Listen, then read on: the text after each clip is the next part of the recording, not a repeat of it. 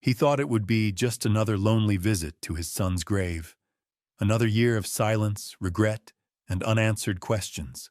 But today, someone was already there, a young waitress, on her knees, sobbing, and beside her, a little boy, no older than 4, holding a wilted flower. The mafia boss froze. She didn't look like family. She didn't even look like someone who knew his world. But the way she cried, the way the child gently wiped her tears, something felt wrong. Or worse, something felt familiar. When the boy turned around, the boss felt his chest tighten. The eyes, the exact same eyes as his son. The waitress noticed him and panicked, her whole body shaking, like she'd been caught committing a crime. "Please," she whispered, pulling the boy close. "I'm sorry. We'll leave." But the boss stepped closer, voice trembling. "Tell me, why does your child look exactly like my son?" Her lips quivered, her hands trembled, and for the first time in years, the mafia boss felt fear, not of enemies, but of the truth she was about to reveal. The next words out of her mouth would change everything. "Stay with me until the end," because what she reveals next at that gravesite shattered the mafia boss and changed the fate of that child forever.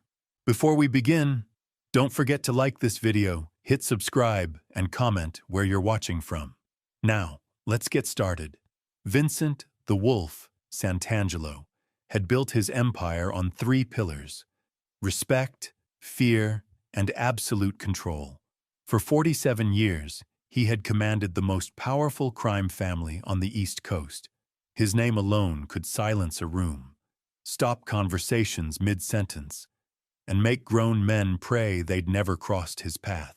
But standing here in this quiet cemetery, surrounded by weathered headstones and ancient oak trees, Vincent felt smaller than he had in decades. The morning mist clung to the ground like ghostly fingers, and the October air carried the scent of dying leaves. Vincent pulled his black cashmere coat tighter around his shoulders. He had been making this pilgrimage for 3 years now, every October 15th, the anniversary of the day his world collapsed. Anthony Michael Santangelo, born March 2nd, 1995, died October 15th, 2021, beloved son.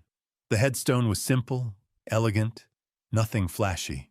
Vincent had learned the hard way that drawing attention to yourself, even in death, could bring unwanted visitors. But this morning, as he approached the familiar spot beneath the sprawling maple tree, he discovered he wasn't alone. A woman knelt in front of the grave. Her shoulders shook with silent sobs, and her long brown hair fell like a curtain around her face. She wore a simple black dress, not expensive but clean and carefully pressed. The kind of dress someone wears when they can't afford designer clothes, but still want to show respect. Beside her sat a small boy with dark curls and olive skin. He couldn't have been more than 4 years old. In his tiny hands, he clutched a single daisy that had seen better days. The child watched the woman with concern, occasionally reaching out to pat her shoulder with the gentle touch that only children possess. Vincent stopped walking. His hand instinctively moved toward the inside of his coat, where he kept his peace. But he caught himself. This wasn't business. This was something else entirely. The woman hadn't noticed him yet. She continued crying, her voice breaking as she whispered words he couldn't quite make out. But the boy turned around and looked directly at Vincent. Time stopped. Those eyes, deep brown with flecks of gold around the iris. The same eyes Vincent saw every morning in the mirror. The same eyes his son Anthony had inherited. The same eyes that had looked up at him with love and admiration for 26 years before everything went wrong. Vincent felt his knees weaken. The boy tilted his head, studying this tall stranger in the expensive coat. There was something familiar in that gesture, too. The way Anthony used to look at people when he was trying to figure them out. "Mama," the boy whispered, tugging on the woman's sleeve. "There's a man." The woman's head snapped up, and her red-rimmed eyes widened in terror when she saw Vincent standing there. She scrambled to her feet, pulling the boy behind her like a shield. "I'm sorry," she stammered, her voice thick with tears and fear. "We didn't mean to disturb anyone. We'll go right now. She grabbed the boy's hand and started backing away from the grave. But Vincent couldn't move, couldn't speak, couldn't process what he was seeing. The resemblance was impossible to ignore. The boy had Anthony's eyes, Anthony's nose, even the same stubborn set to his jaw that Vincent remembered from when his son was young. "Wait," Vincent finally managed to say, his voice coming out rougher than he intended. The woman froze, her grip tightening on the child's hand. "Please," she begged, tears streaming down her face. "We weren't doing anything wrong. I just wanted to—" Her voice broke completely. Vincent took a step closer, and she flinched. He realized how he must look to her, a large, imposing man in an expensive coat, with scars on his knuckles and eyes that had seen too much violence. She had no idea who he was, but she could sense the danger that clung to him like cologne. "Tell me your name," Vincent said quietly. His tone was softer now, but it still carried the weight of authority that had never left him. "Sarah," she whispered. "Sarah Chen." "And the boy?" Sarah's arms tightened protectively around the child. "This is Tommy. He's my son." Vincent knelt down slowly, bringing himself to the boy's eye level. Up close, the resemblance was even more striking. This child could have been Anthony at 4 years old. The same curious expression, the same fearless way of looking at the world. "Hello, Tommy," Vincent said gently. "That's a nice flower you have there." Tommy looked down at the wilted daisy in his hand, then back at Vincent. "It's for the sleeping man," he said simply. "Mama said he can't wake up anymore, so I brought him something pretty." Vincent's throat constricted. "That's very kind of you." He looked up at Sarah, whose face had gone pale. "Why are you here? What connection do you have to my son?" The words hung in the air like a challenge. Sarah's mouth opened and closed several times before any sound came out. "Your son?" she repeated, her voice barely above a whisper. "Anthony Santangelo," Vincent said, rising to his full height. "This is his grave, and I'm his father." Sarah stumbled backward, nearly tripping over a nearby headstone. Her hand flew to her mouth, and fresh tears spilled down her cheeks.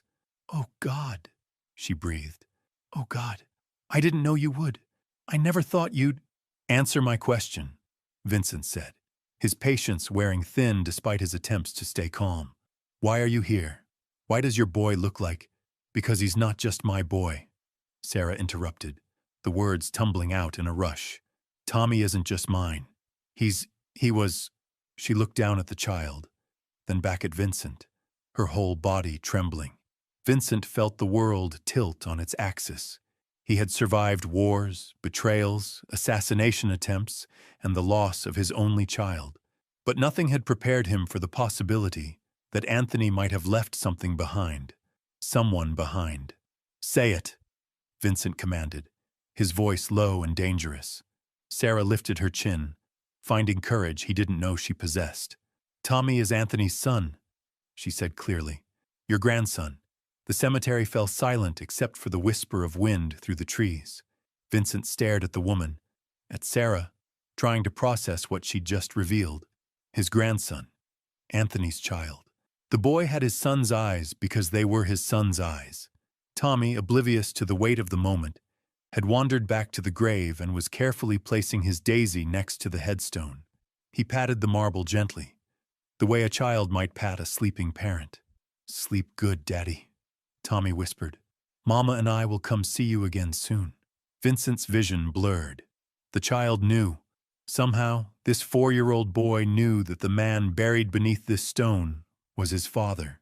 And Vincent had been mourning alone for 3 years, never knowing that a piece of Anthony lived on. Sarah watched him carefully, as if waiting for an explosion. In her world, men like Vincent, men with power and violence in their past, didn't handle surprises well. She had no way of knowing that beneath the hardened exterior, Vincent Santangelo was just a broken father who had thought he'd lost everything. He'd lost everything. "How?" Vincent's voice cracked like breaking glass. "How is this possible? Anthony never mentioned— he never said anything about—" Sarah wiped her tears with the back of her hand, leaving streaks across her cheeks. "He didn't know," she whispered. I found out I was pregnant 3 days after he died. 3 days, Mr. Santangelo. 3 days too late to tell him he was going to be a father. The words hit Vincent like a physical blow. He stumbled backward, his hand reaching out to steady himself against a nearby headstone. Anthony had died not knowing he had created life, had died without ever seeing his son's face, without ever holding him, without ever knowing that a part of him would continue. That's impossible, Vincent said, but his voice lacked conviction.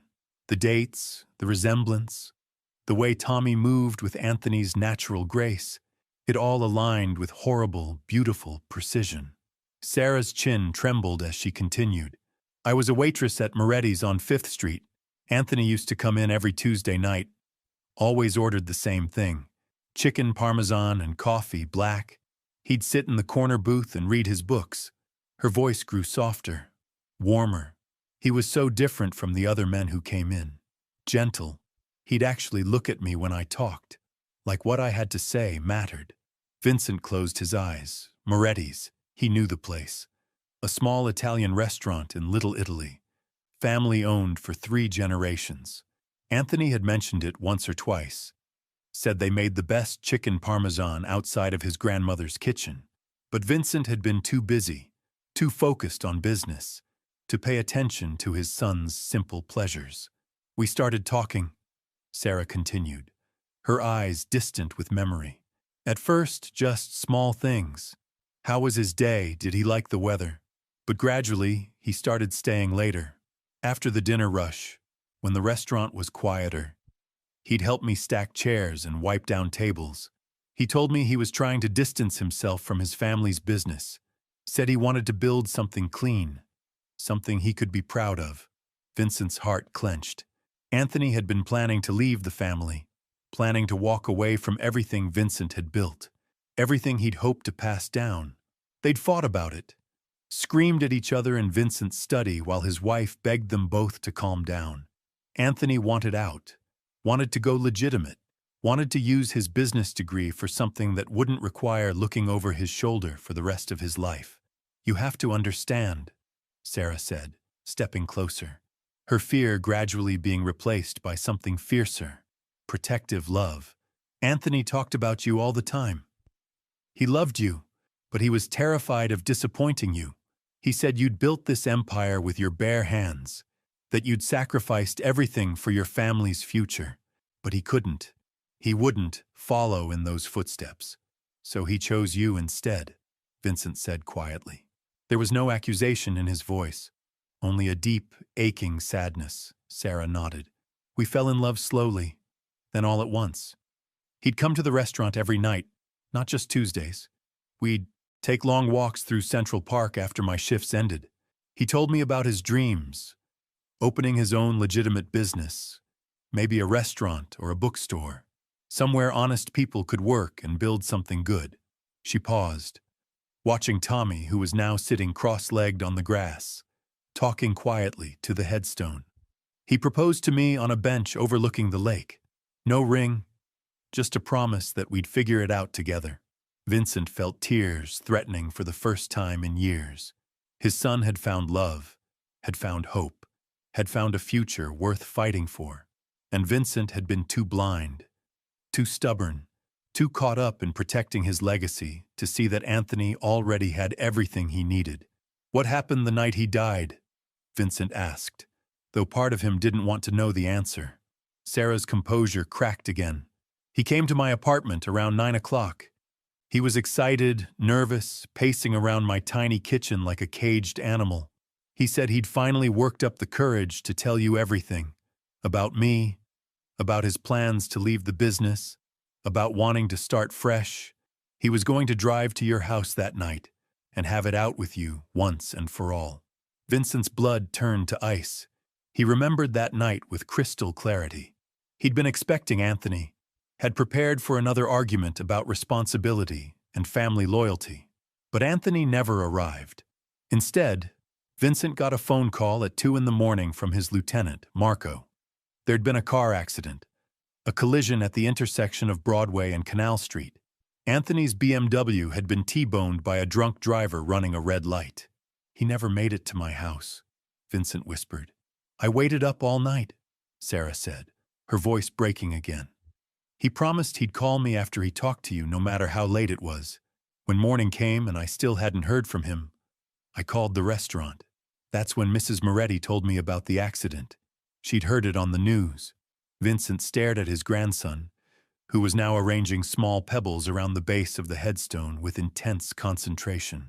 You were pregnant, 3 months along, but I didn't know yet. I'd been feeling sick, tired, but I thought it was just stress from work. After Anthony died, I couldn't eat, couldn't sleep. I lost 15 pounds in 2 weeks. That's when I went to the doctor. Sarah's voice grew stronger. When she told me I was carrying Anthony's baby, it was like getting a piece of him back, like he'd left me the most precious gift he could. Tommy looked up from his pebble arrangement and smiled at Vincent. Are you Tommy's grandpa? He asked with the directness that only children possess. Vincent's throat closed completely. He knelt down again, this time extending his hand toward the boy. Tommy studied it for a moment, then placed his small fingers in Vincent's palm. The touch was electric, warm, trusting, alive. Yes, Vincent managed to say. I think I am. Tommy's smile widened. Mama said my daddy was brave and strong and that he loved her very much. She said he's watching over us from heaven, and that's why we come here to talk to him. Vincent looked up at Sarah, who was watching the interaction with tears streaming down her face. Why didn't you come to me sooner? He asked. Why didn't you tell me about Tommy? Sarah's expression hardened slightly. Because I was terrified, she admitted. Anthony told me stories about your world, Mr. Santangelo, about the violence, the danger, the way enemies use family members as weapons. I was a 23-year-old waitress with no money and no connections. What if you thought I was lying? What if you thought I was trying to scam you?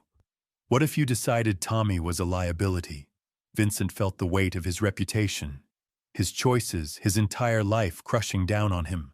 This woman had carried his grandchild alone, raised him alone, protected him alone, all because she feared the very man who would have given everything to help her.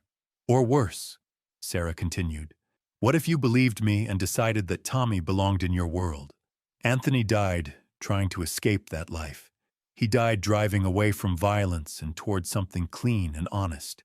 I couldn't let his son get pulled into the same darkness his father fought so hard to leave behind. Vincent understood. For the first time in years, he understood something completely and clearly. Sarah hadn't kept Tommy from him out of spite or greed or malice. She'd kept him safe the only way she knew how, by staying invisible, by keeping the Santangelo name buried with Anthony, by raising her son far from the shadows that had haunted his father. But now the truth was out, and there was no going back. Tommy tugged on Vincent's sleeve. Grandpa, do you want to help me make my daddy's grave pretty? Mama brings flowers, but I like to make patterns with the rocks. Vincent looked down at this child, his grandson, his legacy, his second chance, and felt something crack open inside his chest. Not breaking, but opening. Like a door that had been locked for too long finally swinging wide. I'd be honored, Vincent said softly. As they worked together, arranging stones and straightening flowers, Vincent caught Sarah watching them with an expression he couldn't quite read. There was love there, and fear, and something that might have been hope. The morning sun climbed higher, burning away the mist and warming the ancient stones of the cemetery. 3 generations of Santangelos knelt together in the grass, each carrying their own grief, their own love, their own dreams for the future. But Vincent knew this moment of peace was fragile. Questions remained unanswered. Decisions needed to be made. And somewhere in the back of his mind, the boss began calculating what this revelation would mean for his family, his business, and the dangerous world that had already claimed his son. Tommy's laughter echoed through the cemetery as he discovered a perfectly round stone, and Vincent realized that everything, absolutely everything, had just changed. The weight of this revelation settled over Vincent like a heavy blanket. His grandson, Anthony's son, The child he never knew existed was sitting right here, innocently arranging pebbles while the entire foundation of Vincent's world shifted beneath his feet. But as the initial shock began to fade, darker questions started creeping into his mind. Questions that came from decades of survival in a world where trust was a luxury and betrayal was currency. Sarah seemed to sense the change in his demeanor. Her body tensed as she watched him studying Tommy with new intensity. Vincent's trained eye began cataloging details he'd missed in his emotional haze. The way Sarah positioned herself between him and the boy, the nervous glances she kept shooting toward the cemetery entrance, the worn but clean clothes that spoke of careful budgeting and quiet desperation.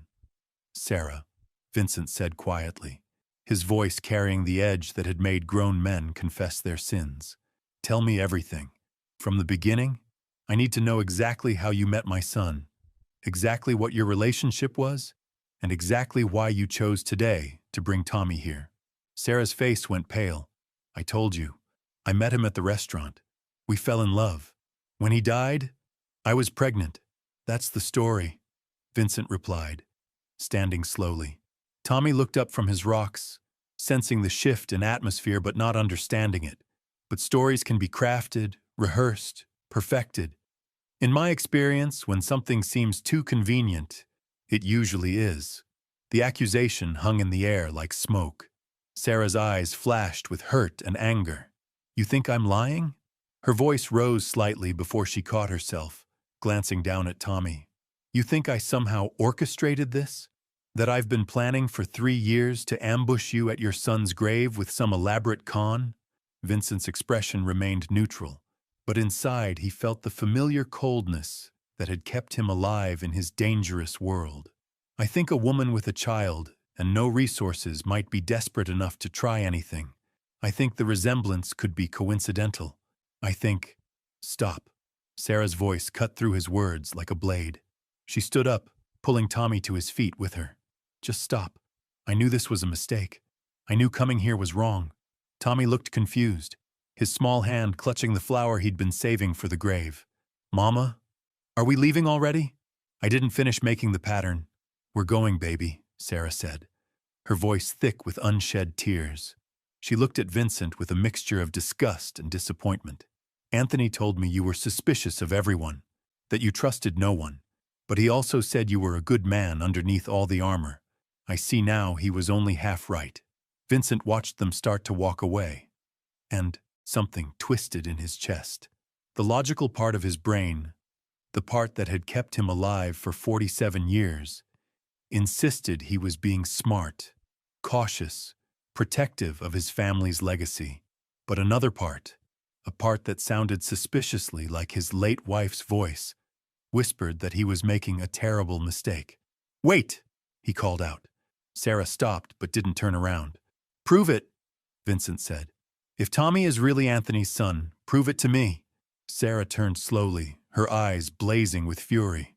"How exactly would you like me to do that, Mr. Santangelo? Should I have kept a DNA sample from your dead son? Should I have videotaped our most intimate moments? What kind of proof would satisfy a man who's forgotten how to trust his own heart?" The words stung because they held truth. Vincent had become so accustomed to deception, so used to people wanting something from him, that he'd forgotten how to recognize genuine emotion when he saw it. Tommy tugged on his mother's coat. "Mama, why is the grandpa man sad?" Both adults looked down at the boy, who was studying Vincent with those unnervingly familiar eyes. "He misses his son," Sarah said softly. "Just like we miss your daddy." Tommy nodded solemnly, then walked back to Vincent and held out his wilted daisy. "You can have this. When I'm sad, flowers make me feel better." Vincent stared down at the simple gesture. This child, whether his grandson or not, was offering comfort to a stranger who had just accused his mother of lying.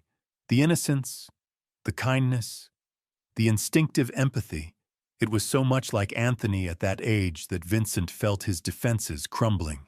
He knelt down and accepted the flower with hands that trembled slightly. "Thank you, Tommy. That's very kind. My daddy used to bring Mama flowers," Tommy said matter-of-factly. "She still has them in a book at home. They're all brown now, but she says they're still beautiful because love made them special. Vincent looked up at Sarah, who had gone very still. You kept them? Pressed flowers? She whispered. Every single one he ever gave me. And letters. And photos. And… She stopped, her voice breaking. And the ring? What ring? Sarah's hand moved to her throat, where Vincent now noticed a thin gold chain disappearing beneath her dress. With shaking fingers, she pulled out a simple gold band with a small diamond. Nothing flashy, but clearly chosen with care. He proposed with this, she said, 3 weeks before he died.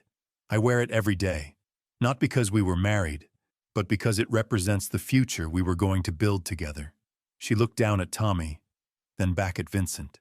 The future that lives on in our son. Vincent studied the ring, and something clicked in his memory. Anthony had asked him about his grandmother's jewelry just a month before he died, specifically about a simple gold band that had belonged to Vincent's mother. Vincent had brushed off the question, too busy with business to pay attention to what seemed like idle curiosity. But now he realized Anthony had been planning to propose, planning to start a new life, planning to tell his father everything. The ring Sarah wore looked exactly like the one from his mother's jewelry box, the one that had gone missing after Anthony's death. Where did he get the ring? Vincent asked quietly. Sarah's brow furrowed. He said it was his grandmother's. He told me you'd given it to him years ago and said that when he found the right woman, he should use it to start his own family. Her voice grew uncertain. Why? Vincent felt the last of his suspicions crumble. Only Anthony would have known about that ring. Only Anthony would have remembered the story Vincent had told him as a child, about how his own father had proposed to his mother with that same simple band during the Great Depression, when they had nothing but love and hope. Because, Vincent said, his voice rough with emotion, I never gave him that ring. He took it from his grandmother's jewelry box without asking. I found it missing after his funeral and assumed someone had stolen it during the wake. He looked at Sarah with new eyes. But Anthony wasn't a thief.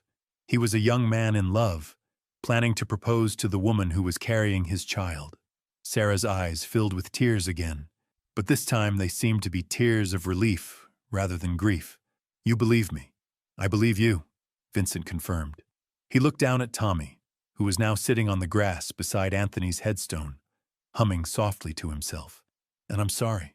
I'm sorry for doubting you, for making you prove something that should have been accepted with joy. I'm sorry for being the kind of man who made you afraid to come to me in the first place. Sarah wiped her eyes with the back of her hand. Anthony said you were complicated. He said you'd built walls so high that sometimes you couldn't see over them yourself. But he also said that when those walls came down, there was no one more loyal, more protective, more loving than Vincent Santangelo. Vincent felt something break open in his chest, not painful this time, but healing, like a wound that had been closed too tightly finally getting air and light. Tell me about him, Vincent said, settling down on the grass beside Tommy. Tell me about my grandson. What is he like? What makes him laugh? What are his dreams? Sarah's expression softened. She sat down across from them, completing a small circle around Anthony's grave.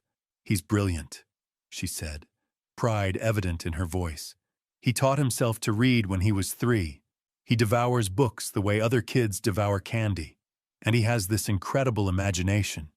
He builds entire worlds with his toys, complete with stories and characters and adventures. Tommy looked up from his humming. I'm going to write books someday, he announced, like the ones Daddy used to read. Mama has pictures of him with lots and lots of books. Vincent's throat tightened. Anthony had been a voracious reader too, constantly bringing home new novels and biographies that he'd discuss with anyone who would listen.